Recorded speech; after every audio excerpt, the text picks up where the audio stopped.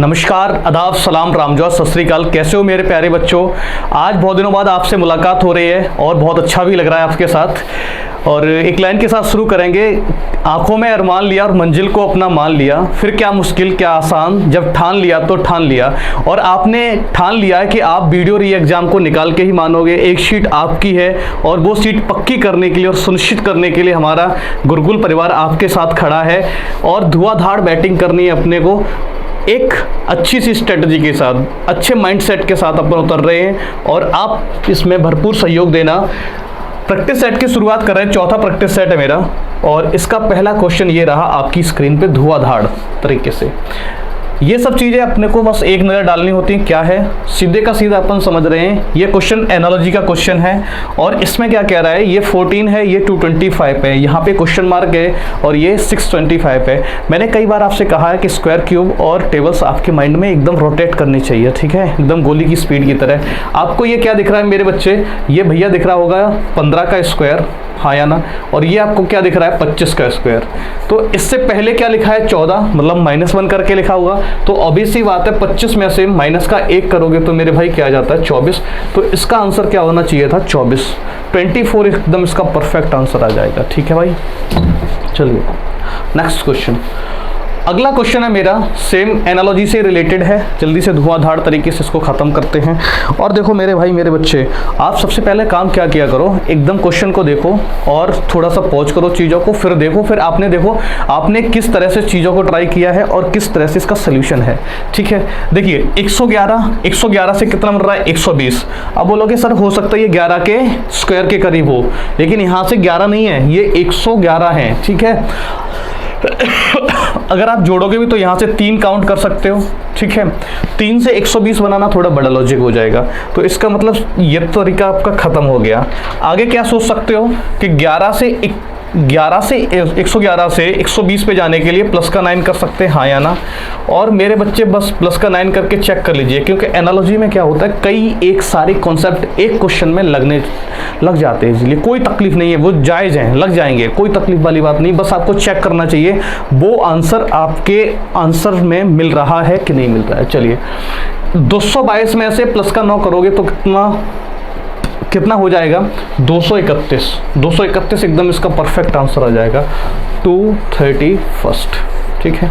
और वो मेरा ऑप्शन में मिल रहा है। क्लियर है बात। अरे हाँ या ना, हाँ तो लाइक बाइक करके चला करो, ठीक है।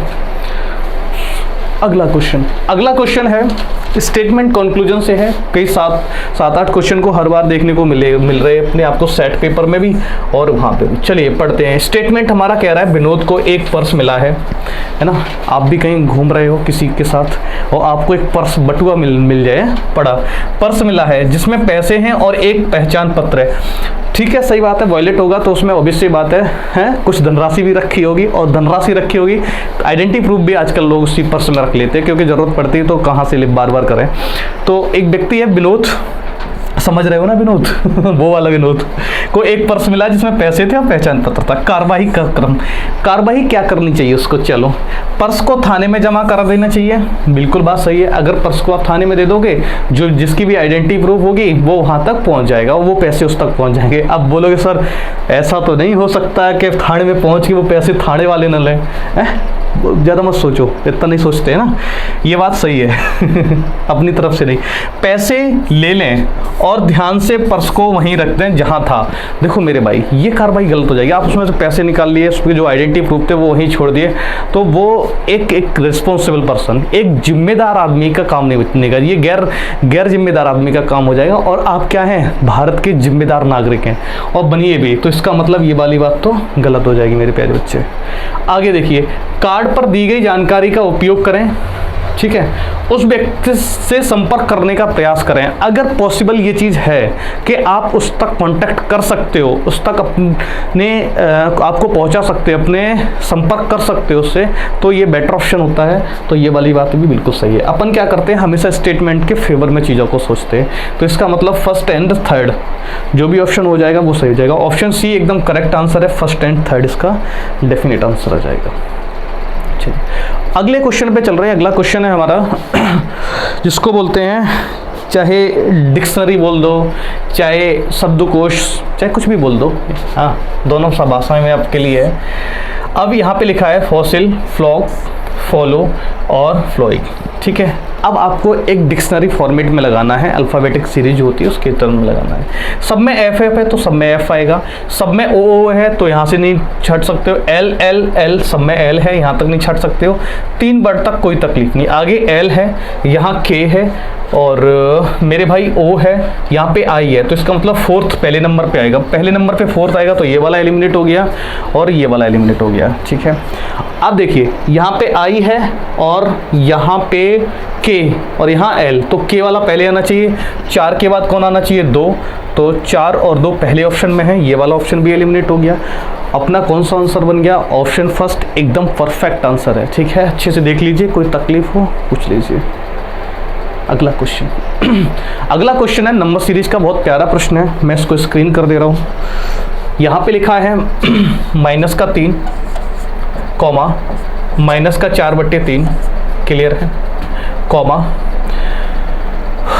1/3 क्वेश्चन मार्क और क्वेश्चन मार्क के बाद 11/3।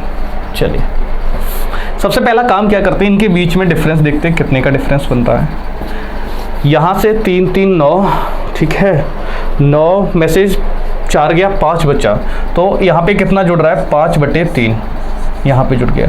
चलिए यहाँ की बात मेरे भैया करो, 4 तिया नहीं, ये तो नीचे बराबर है, 4 से 4 और ये एक 5, यहाँ भी 5 जुड़ रहा है, 5/3, ये भी बात कंप्लीट हो गई। चेक कर लो, यहीं पे 5/3 रखे, 5/3 रखा तो 5 और 1 6, 6/3, 6/3 का क्या हो जाएगा, 2, इसका आंसर आ जाना चाहिए 2, 6/3 और 6/3 को अपन क्या लिख सकते हैं, तो चलो ऑप्शन सी एकदम करेक्ट आंसर आ जाएगा, ठीक है। देख लो नंबर सीरीज है, प्यारा क्वेश्चन है, खूबसूरत सा प्रश्न है, ठीक है। नेक्स्ट अगला क्वेश्चन फिर नंबर सीरीज का आ गया, यहाँ पे है 17, यहाँ पे है 19, 23 और देखो ये आपको दिखने लगा होगा, दिखने लगा कि नहीं लगा, अब भाई क्या दिख रहा है, ये जानते हो प्राइम नंबर नाम की चिड़िया को, हैं बोलोगे सर यहाँ हो सकता है ऑड नंबर चल रहे हो, 17, 17 के बाद 19, 19 के बाद कायदे में क्या आना चाहिए था, 21, 21 तो नहीं आया, क्या आया, 23 आया, और 23 क्या है, प्राइम नंबर है, 17 भी प्राइम नंबर है, 19 भी प्राइम नंबर है, 23 भी प्राइम नंबर है। 23 के बाद कौन सा प्राइम नंबर आता है 29, 29 इसका करेक्ट ऑप्शन हो जाएगा। 29 के बाद क्या बनता है, 31। एक छोटा सा क्वेश्चन मैं आपको दे रहा हूँ, उसको करना, इनर बोर्ड का यूज कर ले रहे हैं। क्वेश्चन है मेरा 6, 9, 15, 21, 33, ठीक है, 21, 33 और 33 के बाद 39, 39 और 39 के बाद एक और आपको दे रहे 51 और नेक्स्ट है क्वेश्चन मार्क।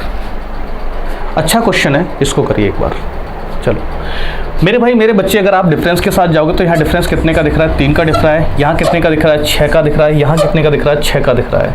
यहाँ तक आए वैसे ही लॉजिक खत्म, क्योंकि 3 6 6 हो सकता है आप सोच रहे हो कि इस साइड 9 9 बच जाए, तो देखते हैं यहाँ पे बन रहा है 12 और यहाँ पे बन रहा है तुम्हारा 6, ठीक है। अब आगे आ जाओ, यहाँ पे आगे जाओगे तो और भी चीज़ें ऐसी बदलेगी, मतलब अभी तक अपने आप को कोई लॉजिक नहीं मिला, तो इसका मतलब ये लॉजिक तो लग नहीं रहा है, इसको हटा दीजिए आप, ठीक है भैया। चलिए इस लॉजिक को हटाया, आगे आओ। कायदे में आप देखो तो ये आपको क्या दिख रहा है, सर 2 गुणा 3, और ये आपको क्या दिख रहा है, 3 गुणा 3, ये आपको क्या दिख रहा है, 3 गुणा 5, ये क्या दिख रहा है, 3 गुणा 7, ये दिख रहा है 3 गुणा 11, 3 गुणा 13 और ये आपको क्या दिख रहा है, 3 गुणा 17।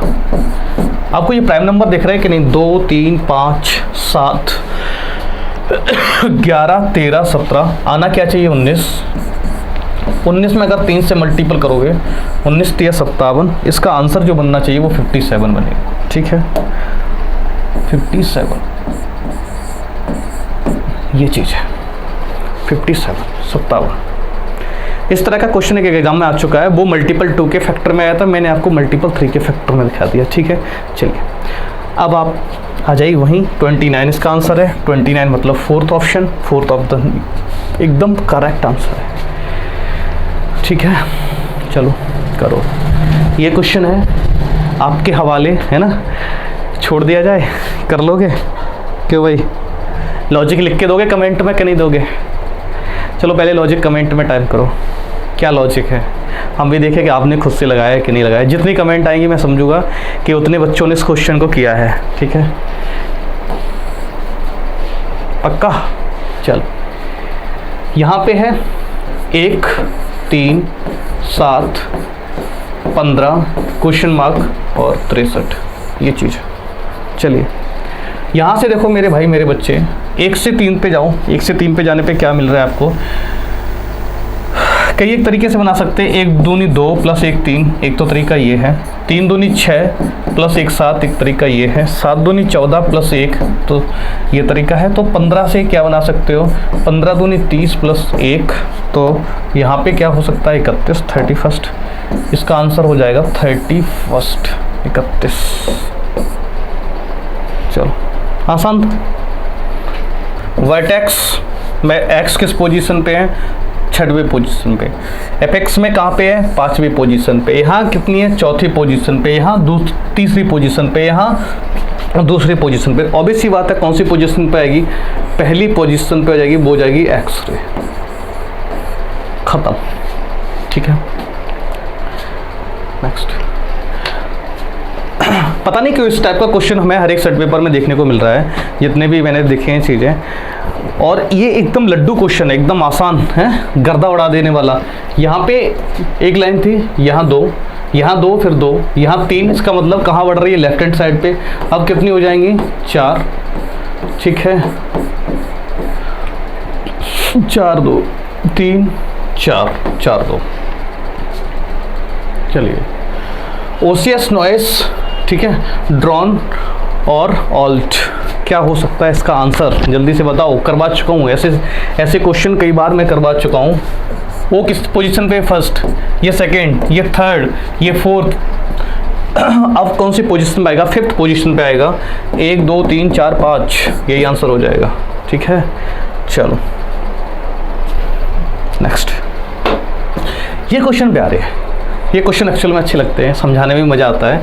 ये कह रहा है कथन, यदि आप इन वाहनों के चालक को लापरवाही से वाहन चलाते हुए देखते हैं तो हमें इस नंबर पर कॉल करें। एक स्कूल बस के पीछे स्टिकर लगा था। आपने भी देखा होगा हैं, जो भी स्कूल होते हैं ना, उन पे 2-3 बोर्ड लगे होते हैं। एक तो होती है मैक्सिमम स्पीड 40 की होनी चाहिए, क्योंकि बच्चे बैठे होते हैं उसमें, आप अपनी ताकत मत दिखाओ, है ना। दूसरी चीज़ एक और लिखी होती है, अगर आप हैं लापरवाही से चलाते हुए देखते हैं या तेज़ स्पीड से चलाते हैं या नशे में चलाते हुए देखते हैं तो आप हमें इस नंबर पर संपर्क करें। ये सब चीज़ें लिखी होती है उस पर, वही एक स्टिकर का जिक्र किया गया है।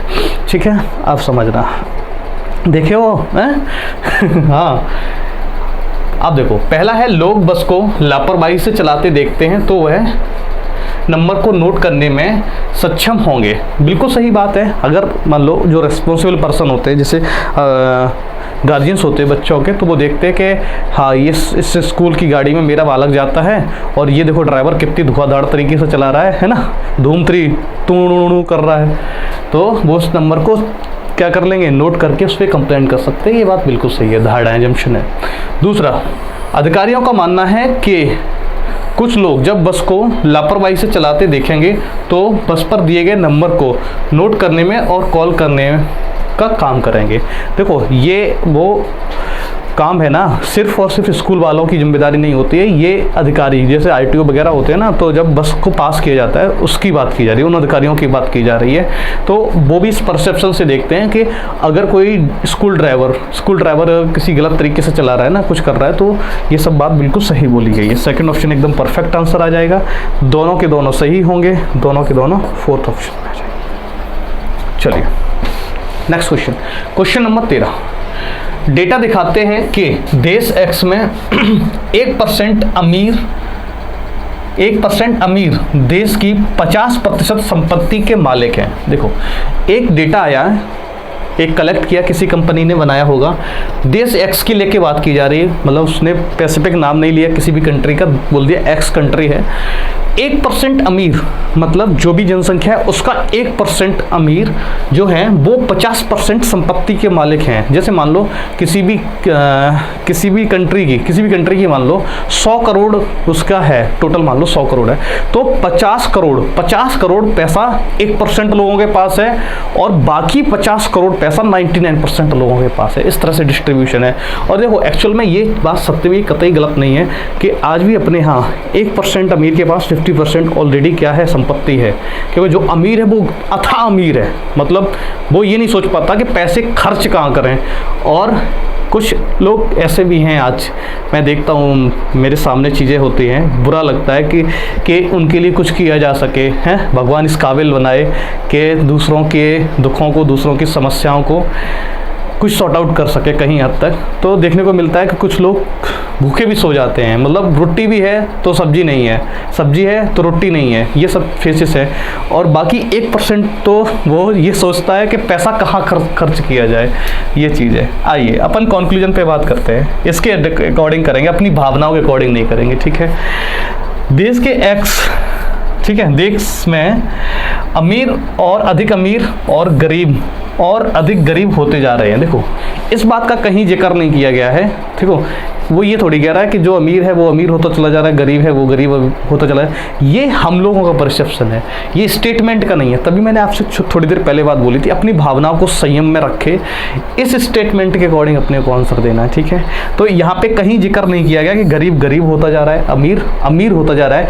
उसने बस इतनी बात बोली है कि जो 1% अमीर हैं उनके पास 50% पैसा है और जो बाकी 50% बचा हुआ है वो 99% लोगों के पास है, ठीक है। चलिए सेकंड देखो, देश एक्स में धन का वितरण असमान है। बिल्कुल एग्जैक्ट यही बोलना चाह रहा है कि 1% लोगों के पास 50% पैसा है और 99% लोगों के पास 50% पैसा है। इसका मतलब कहीं इक्वलिटी की बात हुई नहीं, जो भी डिस्ट्रीब्यूशन हुआ है वो इनइक्वल टर्म में हुआ है, हाँ या ना, ठीक है। इस तरह से आपको चीज़ों करना, गलती मत कर देना मेरे बच्चे। हाँ, गलती कई बच्चों से हो जाती है, बहुत ज़्यादातर बच्चों से हो जाती है। वो समझते हैं गरीब गरीब होता चला जा रहा है और अमीर अमीर होता चला जा रहा है। वो हमारा और आपका दृष्टिकोण है, न कि इस स्टेटमेंट का। ये स्टेटमेंट कह रहा है कि जो पैसे का डिस्ट्रीब्यूशन हुआ है वो इक्वली नहीं हुआ है, अनइक्वल हुआ है, ठीक है। चलिए सेकंड बिल्कुल सही है, इसका मतलब ऑप्शन बी फॉर बाहुबली। अगला क्वेश्चन, नेक्स्ट क्वेश्चन कह रहा है, कथन यहीं से बातों की शुरुआत करेंगे, है ना। चलिए, रंग बदलते रहने चाहिए, जिंदगी के भी रंग बदलते रहने चाहिए, नहीं तो जिंदगी बोरिंग लगने लगती है ना। हाँ, क्या लोकल ट्रेन के टिकट पर छूट देनी चाहिए? जैसे लोकल ट्रेन्स होती है ना, अपनी जनरल जैसे बोलते हैं पैसेंजर गाड़ी, और मुंबई में बात करो तो है ना लोकल ट्रेन के नाम से ही जानते हैं उसको, क्या उसमें टिकट की छूट देनी चाहिए? अब देखो, अब आप दो तरफ दे सकते हो। आप बोल सकते हाँ देनी चाहिए, तो उसका आपको वैलिड रीजन देना पड़ेगा क्यों देनी चाहिए। आप बोलते हैं नहीं देनी चाहिए, तो उसका भी आपको वैलिड रीजन देना पड़ेगा क्यों नहीं देनी चाहिए, ठीक है। चलिए, पहला तर्क, आपका पहला तर्क आया नहीं, आपने कहा छूट नहीं देनी चाहिए, तो मैंने आपसे पूछा रीजन बताओ। आपने कहा ऐसी स्थिति में जहां लोकल ट्रेन अतिसंकुलित मतलब श्रिंक हो जाती है। श्रिंक का मतलब होता है बहुत ज़्यादा भारी होना, हाँ होती हैं, छूट देने की स्थिति और अधिक बिगाड़ देगी। बिल्कुल सही बात है। देखो, आप मान लो ट्रेन है, ठीक है, जनरल डब्बा है, मान लो जनरल डब्बे की बात कर रहा हूँ, जिसमें यहाँ से दिल्ली जाने का किराया 200 रुपये मान लेता हूँ, मुझे पता नहीं भी कितना है जनरल का, तो 200 रुपये है, ठीक है। और 200 रुपये, और अब आपने क्या किया, उसमें छूट दे दी, आपने छूट दे दी, आपने कहा भैया मैं 150 रुपये में ले जाऊँगा या 100 रुपये में ले जाऊँगा, ठीक है। तो ऑलरेडी जनरल डब्बा इतना भर के चल रहा है, तो ऑब्वियसली बात है उसमें और भीड़ बढ़ जाएगी कि नहीं बढ़ जाएगी मेरे भाई, हाँ या ना, बढ़ जाएगी, पक्की बात है। तो ये बात बिल्कुल सही है कि छूट नहीं देनी चाहिए उसके तर्क के हिसाब से। देखो, अब अपन ये नहीं कहेंगे स्टेटमेंट क्या कह रहा है, अभी तर्क पे तर्क होता है दोनों का विचार, और दोनों के विचार किसके तरफ होनी चाहिए, इसकी तरफ। बात बिल्कुल सही है। तर्क दूसरा तर्क, आपने हमसे कहा हाँ, आपने कहा हाँ छूट देनी चाहिए। मैंने कहा अब रीजन बताओ। आपने कहा सर लोकल ट्रेन से सड़कों पर वाहनों की संख्या कम होती है। बिल्कुल सही बात है। आप देखो लोकल ट्रेन क्या होती है, क्या लोकल ट्रेन मतलब एक मुंबई की बात कर लो, मुंबई में क्या है, मुंबई में घूम रही, हाँ या ना। अब लोकल ट्रेन में अगर थोड़ा सा पैसा कम लगेगा, ठीक है, कंपैरिजन टू अपना वाहन के, तो लोग वाहन को कम इस्तेमाल करेंगे, किस में जाएंगे, उसमें जाएंगे, जिससे क्या होगा, प्रदूषण कम होगा। बात ये भी बिल्कुल सही है कि वाहनों की संख्या कम हो जाएगी, ठीक है। मान लो वाहन से वो 50 रुपये में पहुंच रहा है और लोकल ट्रेन से 15 रुपये में पहुंच रहा है, तो वो बंदा किससे जाना पसंद करेगा, 15 रुपये से अवश्य जाना पसंद करेगा। तो वाहनों की संख्या कम हो जाएगी, इससे प्रदूषण कम होगा। सही बात है, इससे एयर प्रदूषण होता है, नॉइस पॉल्यूशन होता है, ये सब क्या हो जाते हैं, कम हो जाते हैं। कीमत में कमी होती है, ठीक है, कीमत में कमी, और यात्रा में भी समय बचेगा। सही बात है। देखो ट्रेन से आप हो सकता है जल्दी पहुंच जाओ, क्योंकि वहाँ ट्रैफिक मिल जाता है, बहुत सारी चीज़ें होती हैं, तो ये बात बिल्कुल उसकी सही है। इसका मतलब दोनों के दोनों तर्क सही हैं, तो इसका आंसर सीधे का सीधा हो जाएगा, दोनों के दोनों तर्क मजबूत हैं। ऑप्शन डी एकदम करेक्ट आंसर है। चल नेक्स्ट 15 कह रहा है क्या, इसमें भी रंग बदल गया है। हाँ, कह रहा है क्या बच्चों को स्मार्टफोन का उपयोग करने की अनुमति दी जानी चाहिए। जैसे ठीक है, अब आप थोड़ी देर के लिए समझ लिए, तुम्हारे बच्चे हैं, है ना तुम्हारे पास क्या है, तुम्हारे खुद के बच्चे हैं, और मैंने आपसे पूछा क्या बच्चों को स्मार्टफोन का उपयोग करने की अनुमति दी जानी चाहिए। अब आप हाँ बोलोगे तो भी मुझे उसका रीज़न चाहिए, आप नहीं बोलोगे तो भी मुझे उसका रीज़न चाहिए। आपने बोला सर नहीं, आपने बोल दिया एकदम नहीं, बच्चों को स्मार्टफोन नहीं देना चाहिए। मैंने कहा क्यों, तो आपने कहा सर स्मार्टफोन व्यसनकारी होते हैं, मतलब नुकसानदायक होते हैं। बिल्कुल सही बात है, बिल्कुल सही बात है मेरे भाई। देखो जो चीज़ से फ़ायदे होते हैं उसके नुकसान भी होते हैं, है ना। हाँ तो ये बात आपने कहा सही है। फिर थोड़ी देर बाद आपका दिमाग बदला, आपने कहा नहीं, वो अनुमति दी जानी चाहिए। आपने कहा हाँ। मैंने पूछा क्यों, आपने कहा प्रौद्योगिकी ही भविष्य है, ठीक है, जो टेक्नोलॉजी है वही क्या है, फ्यूचर है। बच्चे जितनी जल्दी प्रौद्योगिकी का उपयोग करना सीखेंगे, ठीक है, उतना ही उनका एवं समाज का भविष्य अच्छा होगा। आपने कहा सर जो फ्यूचर है वो क्या है, सारा के सारा टेक्नोलॉजी पे डिपेंड है, और जितनी जल्दी बंदा टेक्नोलॉजी का उपयोग करना सीखेगा उतना ही ज़्यादा उसके लिए और समाज के लिए फ्रूटफुल रहेगा। मैंने कहा आपकी बात तो ये भी सही है यार, क्योंकि अगर हम टेक्नोलॉजी को जानेंगे नहीं तो उसमें लैग कर जाएंगे, है ना। और ये भी बात सही है, स्मार्टफोन व्यसनकारी होते, दोनों की दोनों बातें आपकी सही हैं, तो इसका आंसर आ जाएगा, ये दोनों तर्क मजबूत हैं। 4th ऑप्शन एकदम इसका करेक्ट आंसर होगा। चलिए नेक्स्ट, अब ये हमारा आ गया स्लॉक्स का क्वेश्चन। पहला कथन है सभी सेब लाल हैं, ये हमारे हो गए एप्पल, ठीक है, सारे के सारे सेब क्या हैं, लाल हैं, रेड हैं। आगे बढ़िए, कुछ लाल चीज़ें फल हैं, ये लाल चीज़ें हैं, मैंने फ्रूट्स के अंदर डाल दी, ठीक है। चलिए, कुछ फल सेब हैं, फ्रूट्स ये हैं, ठीक है, एप्पल ये है, इनके बीच में कोई डायरेक्ट रिलेशन दिख रहा, जी नहीं दिख रहा है, तो सीधे का सीधा ये गलत हो गया। आगे आ जाओ, निष्कर्ष सेकंड, सभी लाल चीज़ें फल हैं, ठीक है, सभी लाल चीज़ें ये हैं, ठीक है, फल हैं, सभी तो नहीं है, कुछ का केस होता तो बन जाता है। इसका मतलब ये भी गलत है, न तो निष्कर्ष ये आ गया, न तो निष्कर्ष एक सही है, नहीं निष्कर्ष 2 सही हैं, दोनों के दोनों भैया गलत हो जाएंगे। चलिए नेक्स्ट, क्वेश्चन नंबर 17। चलो, कह रहा है ये भी किसका क्वेश्चन है, स्लॉक्स का क्वेश्चन है। जल्दी से धुआंधार तरीके से इसमें आग लगा दो सभी झोपड़ियाँ मिट्टी से बनी हैं, सब झोपड़ियाँ ये हैं, ठीक है, ये झोपड़ियाँ हो गई हट, और ये क्या हो गए, मिट्टी से बनी है, सॉइल। चलिए आगे कह रहा है मिट्टी से बनी हुई कोई भी चीज़ मजबूत नहीं है। जो भी सारे के, इसका मतलब सीधे का सीधा क्या हो गया, कोई भी सॉइल या मिट्टी से बनी हुई चीज़ क्या नहीं है, मजबूत नहीं है। तो इसका मतलब अपन क्या कर सकते हैं, इनके बीच में नेगेटिव हो जाएगा और यहाँ पे आ जाएगा मजबूत, सॉलिड, ठीक है, मजबूत। आ गया। अब कह रहा है सभी झोपड़ियां मजबूत हैं, सभी झोपड़ियां मजबूत हैं, ये हट है और ये सॉलिड है, मजबूत है, क्या इनके बीच में कोई डायरेक्ट रिलेशन नहीं है? तो गलत, बात खत्म। दूसरे की बात करो, मिट्टी से बनी हुई झोपड़ियां मजबूत नहीं हैं, मिट्टी से बनी हुई झोपड़ियां मजबूत नहीं है, बिल्कुल सही बात है, क्योंकि ये सारी की सारी झोपड़ियां किसके अंदर आ रही हैं? मिट्टी के अंदर, और मिट्टी से सॉलिड का कोई रिलेशन है नहीं, रिलेशन है, तो वही ये बात बोल रहा है, इसका मतलब ये सही है, सेकंड सही है, ऑप्शन हो जाएगा फोर्थ ऑप्शन एकदम करेक्ट आंसर आ जाएगा इसका, देख लीजिए, ठीक है। नेक्स्ट आगे बढ़िए, ब्लड रिलेशन का क्वेश्चन है, रक्त संबंध, खूनी रिश्ते बना दो। कह रहा है कि सी बी की बेटी है, ये सी हो गई, ये बेटी हो गई, किसकी बेटी हो गई? मेरे भैया बी की बेटी हो गई। जो वर्ड हमेशा किसके लिए लगा होता है? पास वाले के लिए लगा होता है। पास में कौन है? बी। जो ए का जो ए का भाई है प्लस का ए आ जाएगा यहाँ पे, ठीक है। ए का भी अपने को जेंडर नहीं पता। डी सी का भाई है, जो डी है सी का भाई है, तो ये इस वाली जनरेशन में आ जाएगा, बात खत्म। आगे कह रहा है और ई ए की बहन है, ई है वो ए की बहन है, तो ई यहाँ आ जाएगी, ये हो गई। डी का चाचा कौन है? ठीक है, डी का चाचा तो ये नहीं हो सकता है, ठीक है, इसका जेंडर अपने को दिया नहीं है, जो ए का भाई है, ठीक है, तो इसका मतलब इसका दिया था।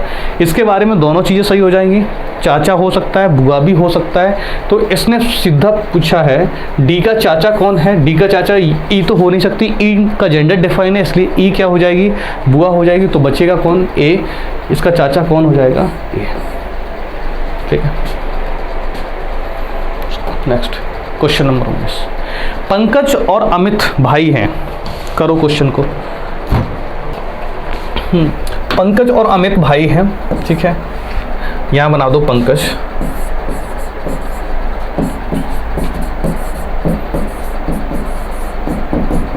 भाई हैं, दोनों भाई हैं, ठीक है। अब कह रहा है सुभा अमित की पत्नी है, सुभा है अमित की पत्नी है, शुभा हो गई, वाइफ ऑफ अमित। आगे आ जाओ, वेद प्रकाश, अच्छा पूरा नाम है ना, वेद प्रकाश अमित के पिता हैं, वेद प्रकाश हैं, वो किसके पिता हैं? अमित के पिता। बीपी डाल दो, वेद प्रकाश, ठीक है। सुबह का बेटा यश है, ये यश हो गया, ठीक है। यश पंकज का क्या लगता है? यश पंकज का क्या लगता है? यश ये है और पंकज ये है, ठीक है। अब बताओ भतीजा लगेगा या भतीजी लगेगा या चाचा लगेगा? देखो अब पूछा किसके बारे में? यश के बारे में, और करेक्शन किससे पूछा है? पंकज से। अगर इनके बीच में देखो तो चाचा भतीजे का रिश्ता होता है, हाँ या ना, और पूछा यश के बारे में, तो यश क्या हो जाएगा? भतीजा हो जाएगा। इसका थर्ड ऑप्शन एकदम सही जवाब हो जाएगा, ठीक है। चल एक चित्र की तरफ इशारा करते हुए दीपनविता कहती है अजीब सा नाम है ना, कहती है, तो इसका मतलब ये महिला है। उस आदमी के बेटे की बहन, मतलब किसी तस्वीर की तरफ कह रहा है कि तस्वीर में वो आदमी है ना, सुनना, उस आदमी के बेटे, उस आदमी का जो बेटा है, ठीक है, उसकी बहन क्या है? मेरी सास है। किसकी सास है? दीपन के। तो मैंने कहा ये हो गया आदमी, ठीक है, आदमी, इसका ये हो गया बेटा, ठीक, और बेटे की बहन मतलब इस आदमी की बेटी, ठीक है, मैंने इसकी बेटी लिख दिया, ठीक है। बहन मेरी सास है, इसकी सास है, तो इसका मतलब इसका बेटा होगा, ठीक है। उसकी पत्नी कौन है? दीपनविता, दीपनविता, ठीक है, ये चीज है दीपनविता। दीपनविता का पति चित्र में दिखाई दे रहे आदमी के से क्या? दीपनविता का पति कौन है? ये रहा पति, हस्बैंड हो गया इसका, ठीक है। मैंने तुम्हें डायरेक्ट सीधा मतलब बिल्कुल एकदम आसान भाषाओं में फैमिली ट्री बना के करा दिया। वैसे इसमें टाइम नहीं लगने वाला है, 10 सेकंड का क्वेश्चन था, बता दूंगा कैसे होगा। चलिए, दीपनविता का पति ये हो गया, इस आदमी से कैसे संबंधित है? मेरे भाई मेरे बच्चे, इसकी बेटी का बेटा, बेटी का बेटा क्या होता है? दोहता बोलते हैं, देवता या दोहता कुछ भी होता है, हाँ। और अगर एक भाषा में और देखो तो उसको बोलते हैं पोता, वो नाती पोता, एक नाती बोलते हैं, नाती होता है, या दोहता होता है, दोहता दोहती, ठीक है। चलिए देख लो, पहला ही ऑप्शन है नाती, ये रहा ये ऑप्शन, नाती या पोता दोनों लिख दिए उन्होंने, लेकिन एक बिल्कुल सही हो जाता, कोई भी दिक्कत नहीं। चलो अब समझते सीधा सीधा, सीधी भाषा में अगर इसको समझो तो वो कह रहा है कि एक आदमी की तरफ इशारा किया कि उस आदमी का बेटा, उस आदमी का बेटा किसी को मान लो, उस आदमी के बेटे की बहन, मतलब उसकी बेटी क्या है, सास है, तो मतलब उसके आदमी के बेटी के बेटा की पत्नी कौन है, दीपन शिखा, तो दीपन शिखा का पति क्या हो जाएगा, नाती हो जाएगा उसका, सीधे का सीधा, ये चीज़ थी। चलिए नेक्स्ट, अब कह रहा है 10 अध्यापकों की वार्षिक औसत आय 25,000 रुपये है, ठीक है। 2 अध्यापकों में प्रत्येक की वार्षिक आय 20,000 रुपये है, शेष अध्यापकों की वार्षिक औसत आय क्या होगी। अच्छा चलो देखो मेरे भाई मेरे बच्चे, पहले अपन क्या करेंगे, जो 10 टीचर हैं ना उनका टोटल निकाल लो, टोटल कितना हो जाएगा, तो मेरे भाई ये हो जाएगा 25,000 गुणा 10 बराबर 2,50,000। हाँ यार ठीक है, ये चीज़ हो गई। अब 2 लोगों का निकाल लो जो दिए हैं, 2 अध्यापक, ठीक है, तो ये हो जाएगा 2 गुणा 20,000, ये हो जाएगा 40,000 रुपया। इसमें से सब्ट्रैक्ट कर दो तो रिमेनिंग मेरे भाई मेरे बच्चे कितना बचेगा, 2,50,000 माइनस 40,000,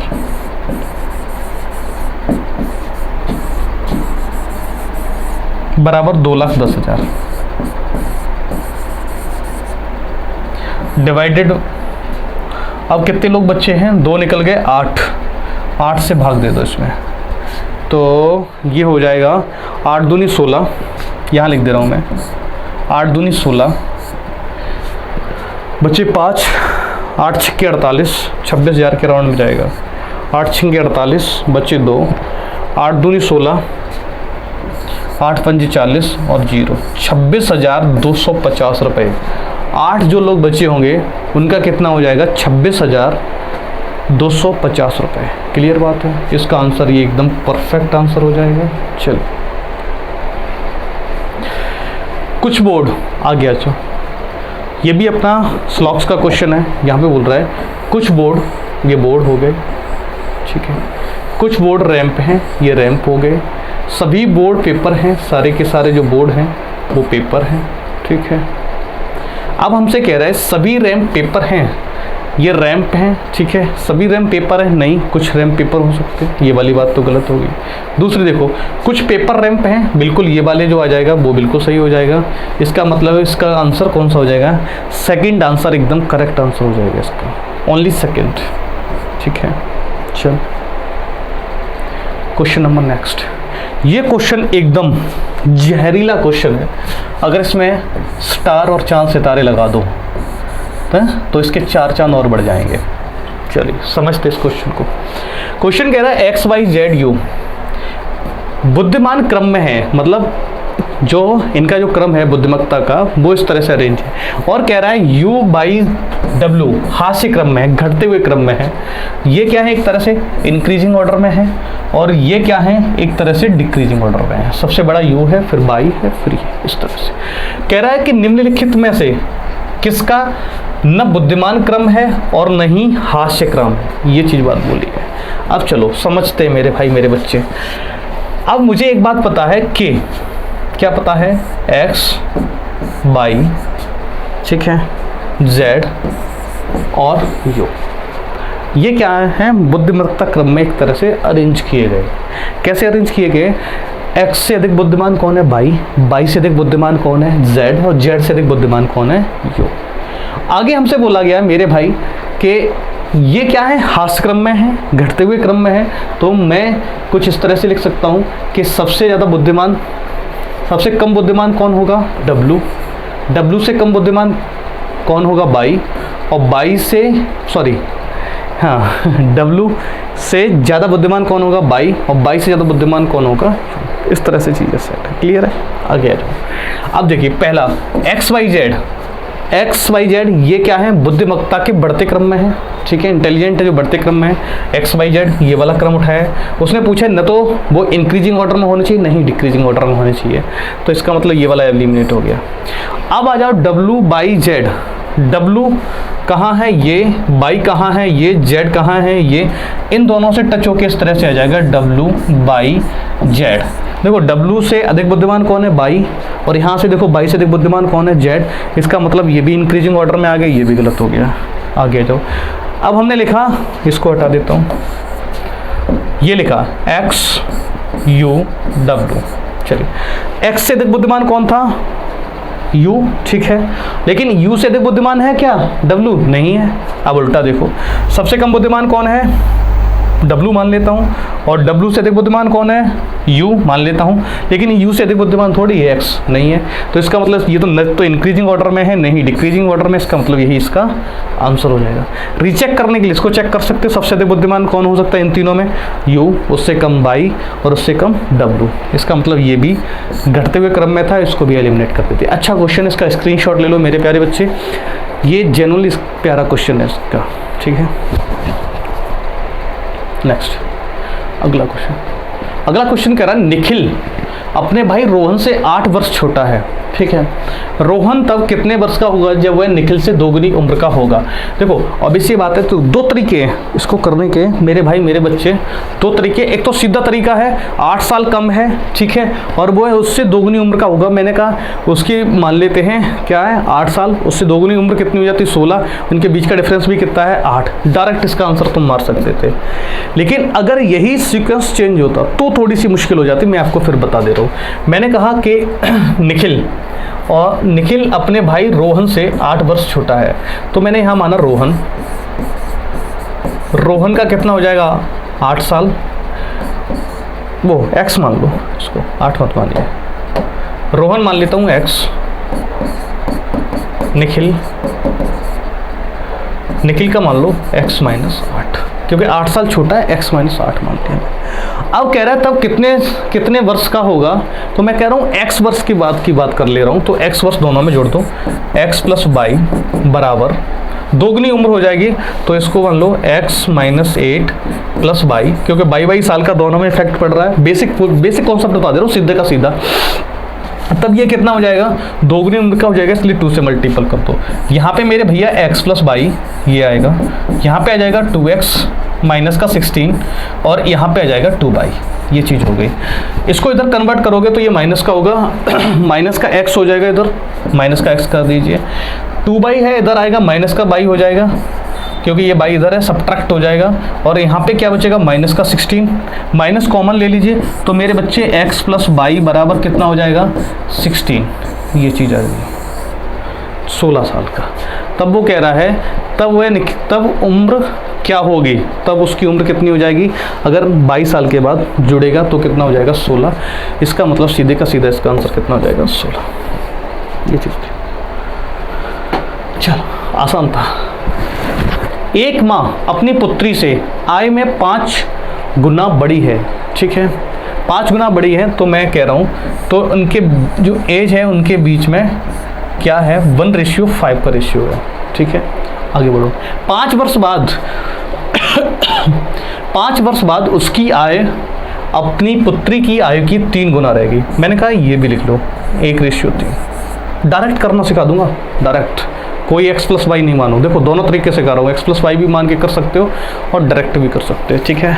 आगे आ जाओ, हो जाएगी। माँ की वर्तमान आय बताइए। चलो मेरे भाई मेरे बच्चे, हमने आपसे कहा है सबसे पहले इनके बीच का डिफरेंस देखो कितने का है 2 का, इनके बीच में डिफरेंस कितने का है 4 का, जो यहाँ पे डिफरेंस है इसमें मल्टीपल कर लो, इसका डिफरेंस का मल्टीपल इसमें कर लो, तो मेरे भाई ये हो जाएगा 2 से करोगे 2:10, ये चीज़ हो गई। जब इसके साथ करोगे तो ये हो जाएगा 4:4 3 12, बात खत्म। इनके बीच में डिफरेंस कितने का है 2 का, इनके बीच में डिफरेंस कितने का है 2 का। इसका मतलब सीधी बात है 2 यूनिट की वैल्यू, जो 2 यूनिट की वैल्यू बदली है वो किसकी वजह से बदली है 5 साल की वजह से, 5 ईयर, ये वाली बात है। तो यहाँ पे मैं लिख ले रहा हूँ 2 यूनिट बराबर 5 साल, ठीक है। 1 यूनिट की वैल्यू 5/2 साल हो जाएगी, ठीक है, मतलब 2.5 साल। अब देखिए, अब उसने पूछे किसकी है, माँ की, तो माँ की ये हो जाएगी 10 यूनिट है प्रेजेंट की, ये यहाँ पे लिख देना प्रेजेंट की, और ये है आफ्टर 5 ईयर, ऐसे लिख दो आफ्टर 5 ईयर। ये प्रेजेंट का था, ये आफ्टर 5 ईयर का था, ठीक है। अपने का कितना था, 10 यूनिट का, तो यहाँ से लिख सकते हो माँ की आयु बराबर, यहाँ लिख दो माँ की आय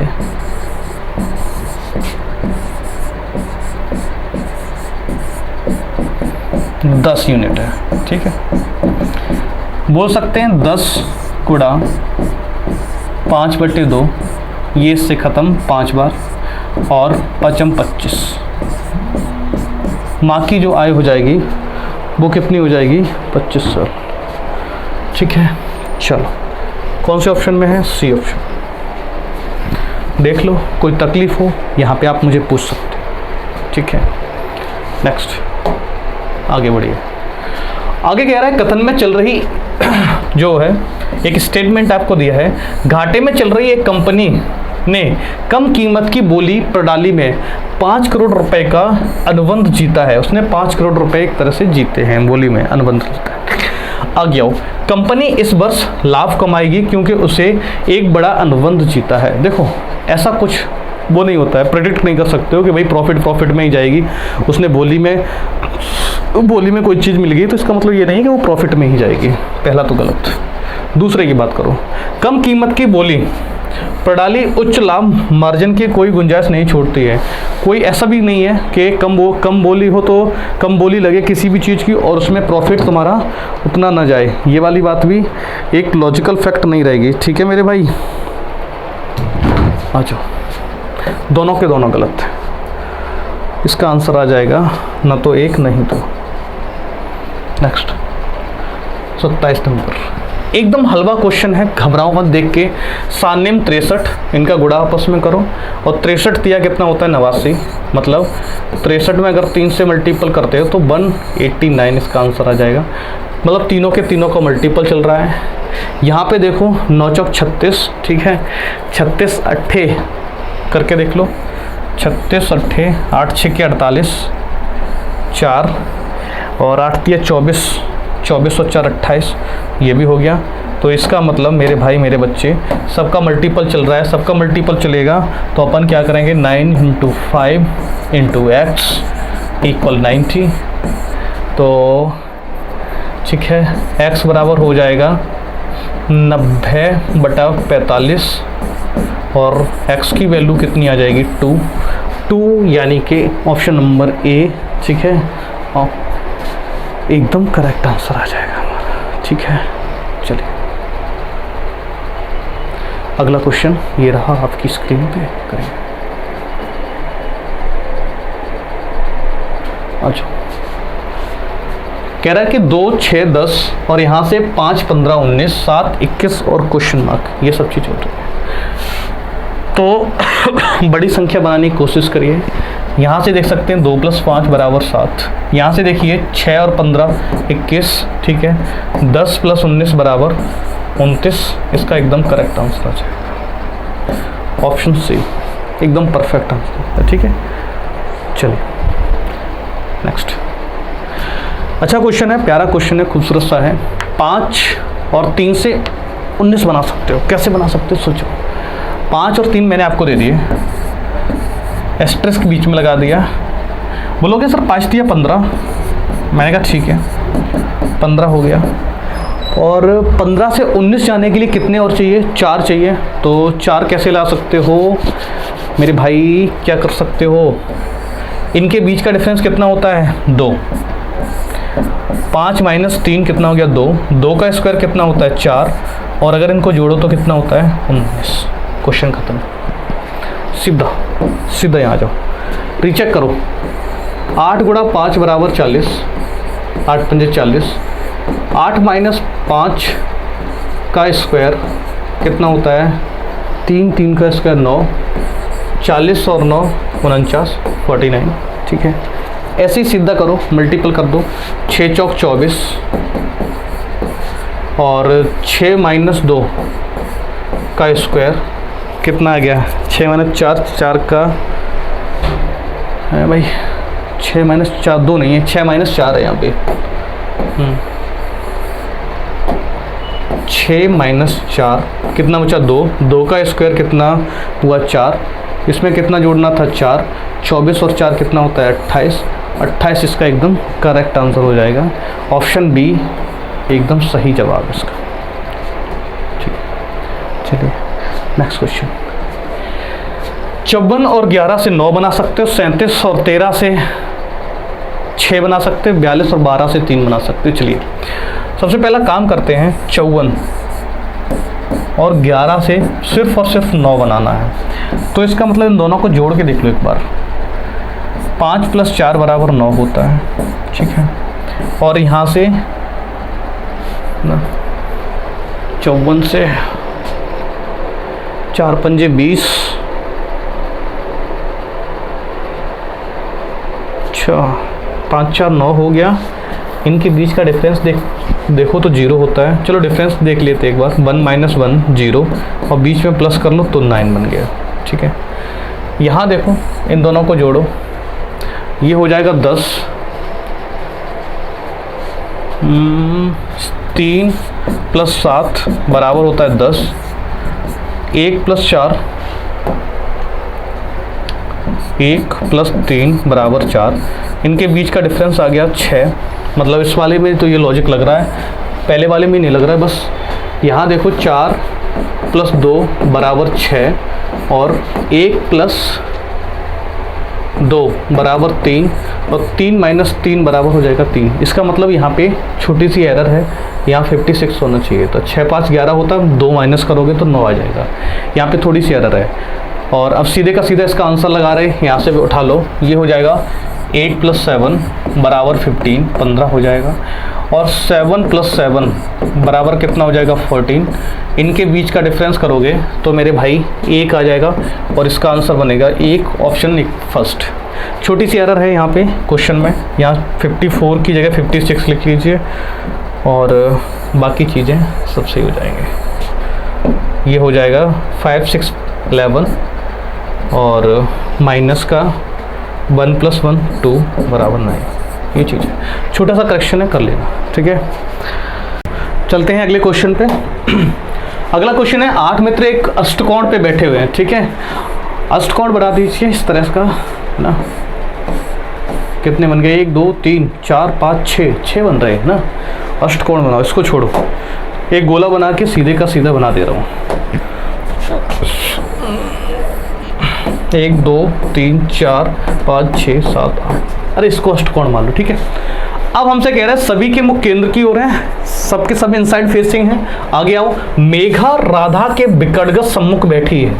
मेघा है राधा के, तो मैं इसको राधा मान ले रहा हूँ, राधा राधा है ना, इसका नाम है मेघा, ठीक है।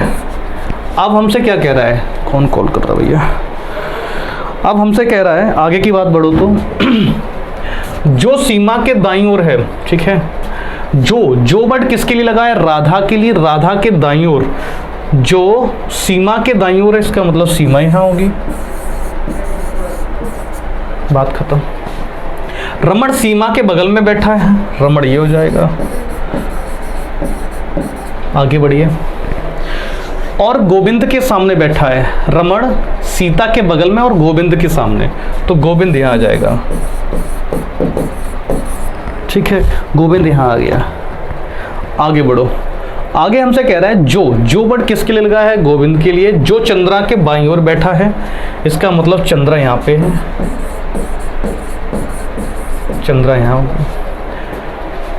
जो चंद्रा के बाईं ओर बैठा है, ठीक है। शांति मेघा के दाईं ओर बैठी है, शांति जो है मेघा के दाईं ओर बैठी है, तो मेघा के दाईं ओर ये हो जाएगी, शांति हो जाएगी, शांति हो गई। अब कौन एक लोग बचा है, किंतु शशि कहाँ गया, अरे रे रे रे, एक लाइन हो गई। शांति मेघा के दाईं ओर नहीं है, तो यहाँ से हटाओ इसको, किंतु शशि के सामने बैठी है, तो इसका मतलब शांति यहाँ आ जाएगी।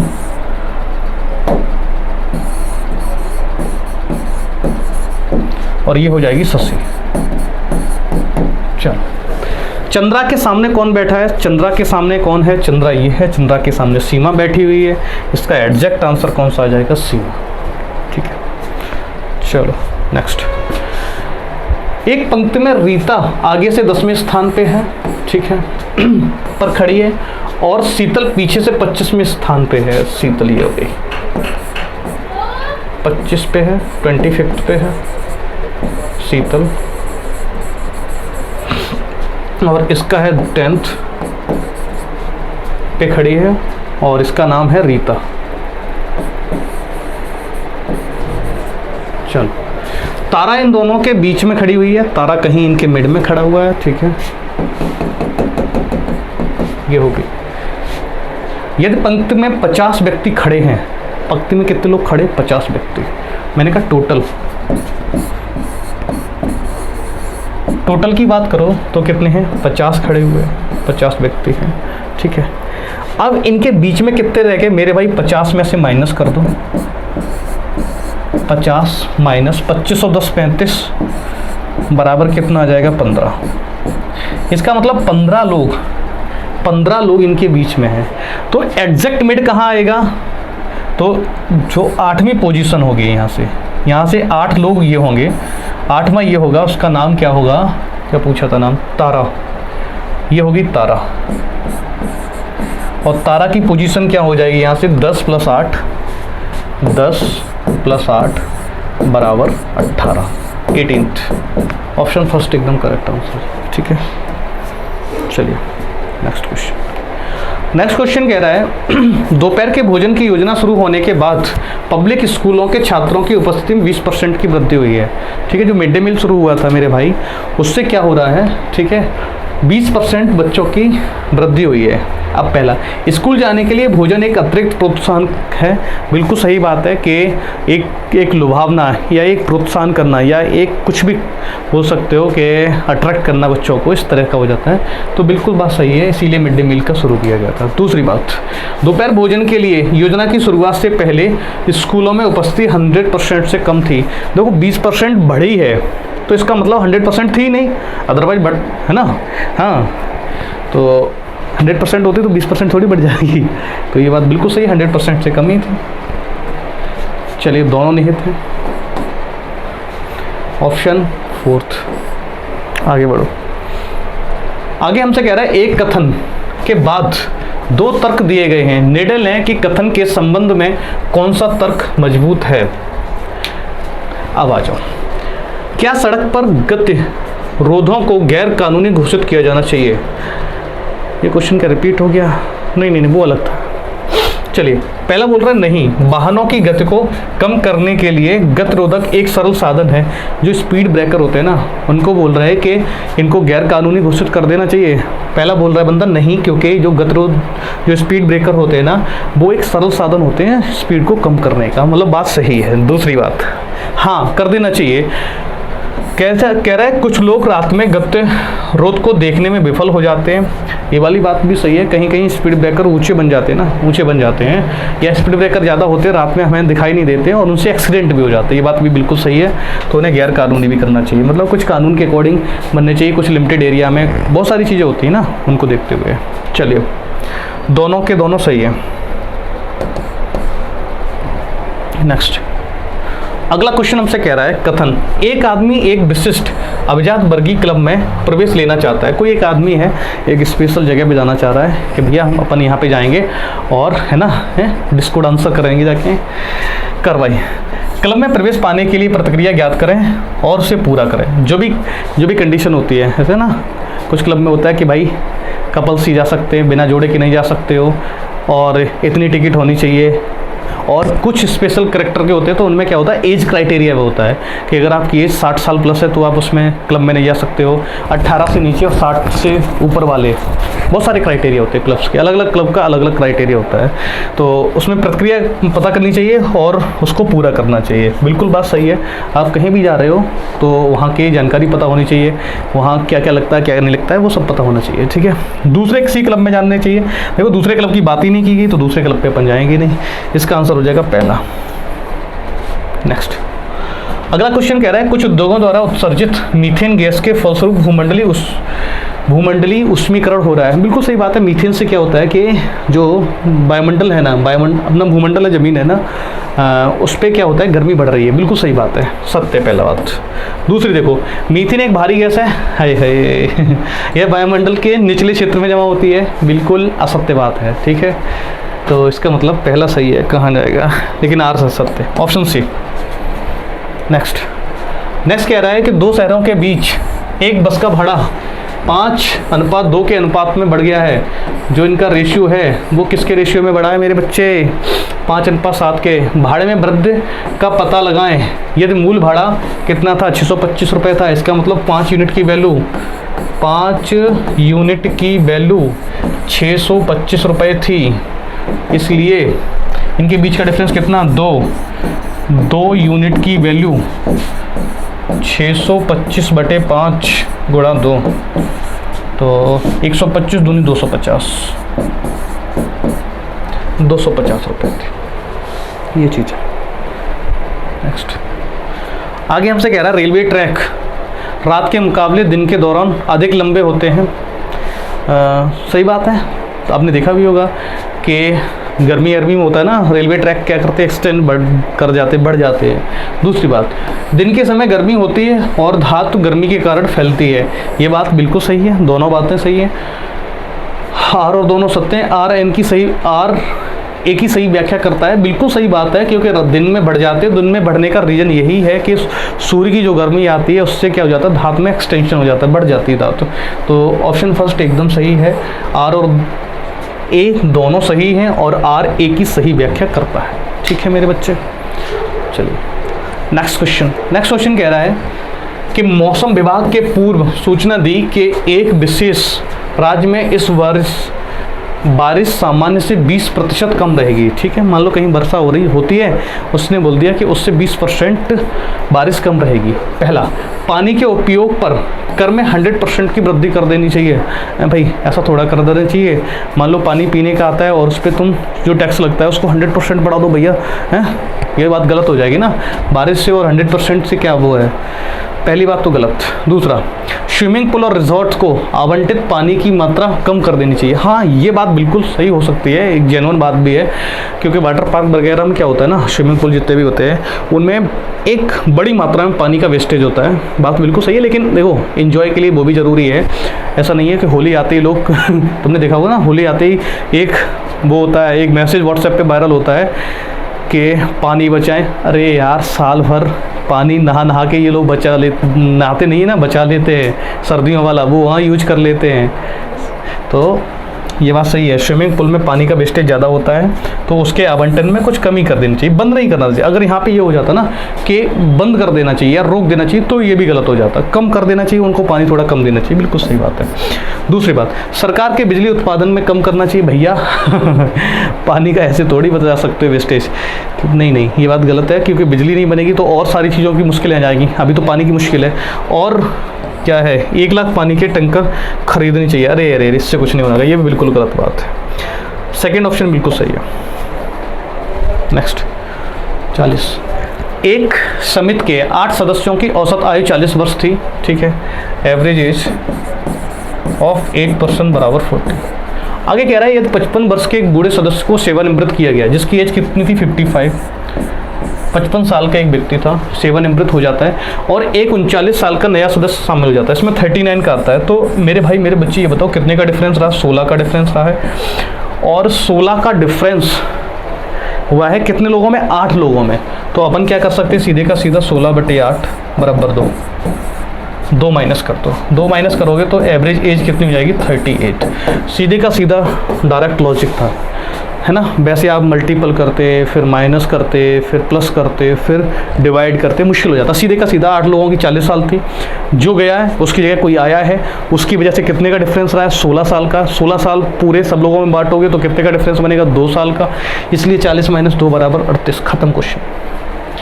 नेक्स्ट कह रहा है पौष्टिक भोजन स्वादिष्ट और स्वास्थ्य के लिए अच्छा होता है। शहद पौष्टिक है, ये वाली बात बोली है।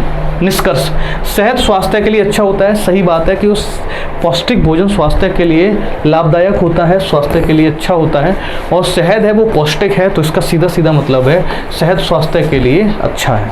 बिल्कुल सही बात है। दूसरी बात, स्वादिष्ट भोजन पौष्टिक होता है ना। स्वादिष्ट भोजन पौष्टिक होता है ये बात तो नहीं हो सकती भैया। स्वादिष्ट तुम खाओ चिल्ली पोटैटो मुंह में, वो भी स्वादिष्ट होता है ना, तो पौष्टिक होता है ये बात तो गलत है। चलिए, पहला सही है, केवल एक। आखिरी क्वेश्चन कह रहा है यदि लोग बुद्धिमान हों तो सृजनात्मक भी होंगे। आगे कह रहा है मान्यता। पहली मान्यता क्या है उसको देखते हैं। पहली मान्यता है सृजनात्मक और बुद्धिमत्ता आपस में संबंधित करते हैं। बिल्कुल सही बात है। दूसरी बात, सृजनात्मक व्यक्ति बुद्धिमान होते हैं। बिल्कुल सही बात है, लेकिन ऐसा नहीं बोल सकते कि बुद्धिमान सृजनात्मक होते हैं, उल्टा हो जाएगा फिर, है ना। जो सृजनात्मक होते हैं, जो क्रिएटिव लोग होते हैं, वो भी बात है माइंडेड होते हैं। ये बात बिल्कुल सही है। दोनों के दोनों स्टेटमेंट हमारे सही हैं, ठीक है। सी ऑप्शन एकदम करेक्ट आंसर आ जाएगा, ठीक है। चलिए, आज की क्लास अपन यहीं तक रखते हैं, फिर मिलते हैं अगली क्लास में, और एक नई स्ट्रेटजी के साथ, एक नए माइंडसेट के साथ वीडियो को तोड़ देंगे, फोड़ देंगे, आग लगा देंगे, और एक सीट सुनिश्चित कर लेंगे, ठीक है। और एकदम मस्त रहिए, पढ़ते रहिए। चलिए, थैंक यू, जय हिंद।